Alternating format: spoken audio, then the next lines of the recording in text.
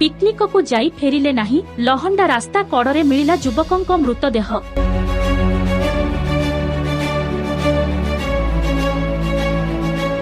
सांगमानंक सह पिकनिक करिबा एक युवकंक पई महंगा पड़िछि। पिकनिक को जाई से आउ फेरिले नाही फेरिले मृतदेह भाबे एभली हृदय विदारक घटना सामना को आसीछि। केन्दुझर जिल्लार जोड़ा थाना अंतर्गत अंचलरू सूचना अनुଯାयी जोड़ा थाना अंतर्गत बाचु हटिंग अंचलर बासिंदा मिहिर दास सहकर्मी और सांगमानंक सह पिकनिक करिबाकू लहंडा जाइथिले। दिनभर तांको सह संपर्क होइनथिबा बेले संध्या समय रे तांको सान भाई सौरभ मिहिरंकू फोन करथिले किंतु कोनोसी प्रतिक्रिया मिली नथिला।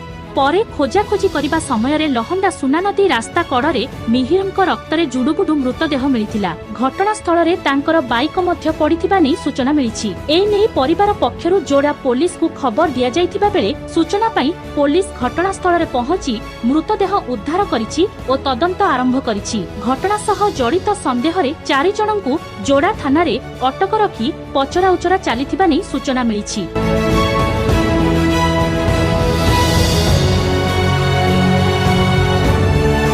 केन्दुझर चंपुआरू प्रदीप कुमार महांतंक रिपोर्ट एसटीवी न्यूज ओडिशा 24।